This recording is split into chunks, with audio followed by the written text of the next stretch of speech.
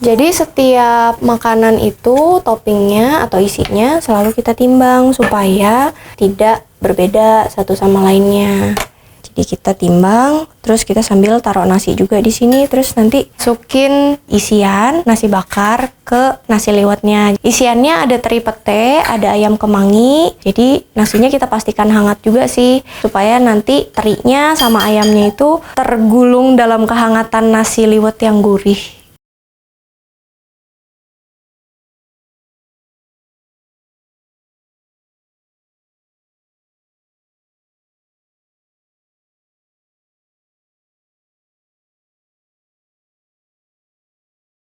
Jadi khusus ke kuliner ya, nasi liwet bakar plus sambal-sambalan, ada sambal teri, ada sambal cumi juga.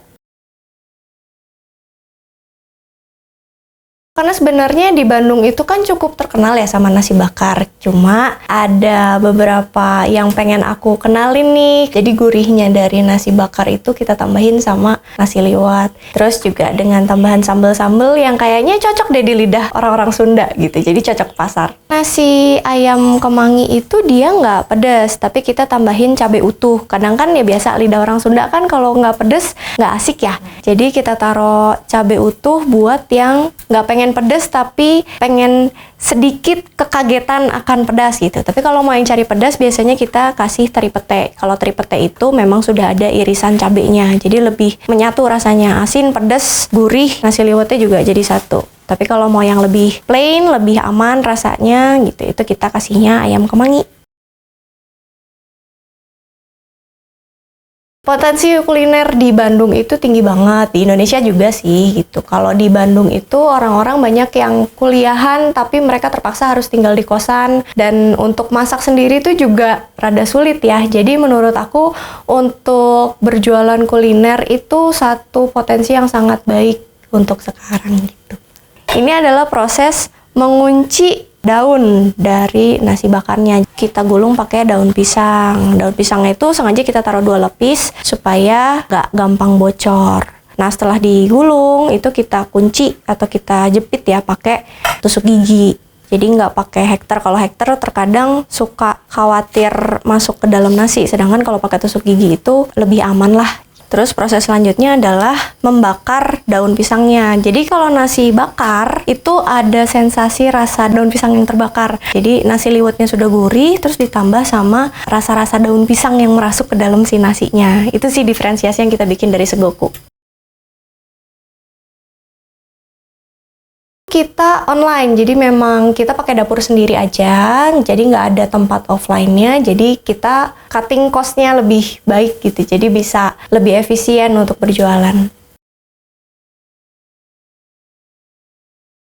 Kalau layanan food delivery itu sangat penting untuk segoku, karena lagi-lagi kita kan jualannya online, jadi kita memang benar-benar bergantung sama food delivery. Ada orang yang memang datang 1-2 orang yang nanyain cara offline gitu, jualan nasi bakar nggak? Iya kita jual, tapi frekuensinya nggak sebanyak kalau yang pesen food delivery online gitu.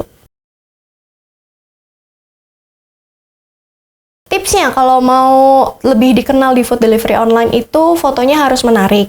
Terus habis itu captionnya atau nama menunya juga harus dibikin semenarik mungkin biar orang-orang itu tertarik untuk tahu makanan apa sih gitu. Dan mungkin diferensiasi dari makanannya sendiri juga bisa menjadi titik kunci lah untuk bisa bikin orang-orang lebih aware sama brand kita sendiri. Kalau untuk nasi Jumat, kita kerjasama dengan penyalur di Bandung untuk membagikan nasi liwet bakar ini ke masjid-masjid di sekitar Bandung. Jadi untuk orang-orang yang membutuhkan, kita biasanya tawarkan nasi Jumat gratis, bahasanya itu seperti itu. Kita ada 4 donatur nasi, jadi ada nasi bakar, ada beberapa nasi lainnya juga, itu nanti diatur sama penyalurnya itu sendiri. Jadi kita kerjasama sama mereka juga.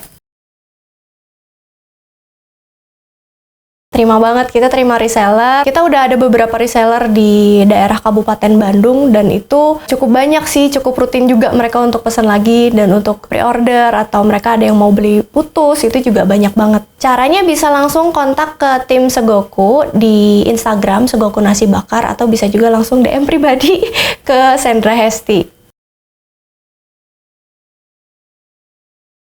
kudu niat dulu yang pasti. Memang kalau misalkan kita kepepet itu lebih do or die gitu kan. Kita harus ngerjain sesuatu biar dapat duit. Tapi kalau misalkan pengen niat, biasanya lebih terstruktur, terplanning gitu. Dan selain niat juga konsistensi. Jadi kita harus konsisten untuk memasarkan produk kita. Nggak bosen untuk terus-terusan ngasih soft selling. Jadi yang kita lakukan itu lebih baik kita soft selling daripada hard selling. Sekedar menjejalkan harga ke pelanggan itu orang-orang lebih males ya. Lebih baik kita bikin konten yang menarik sehingga orang-orang mau visit ke tempat kita atau visit ke online store kita.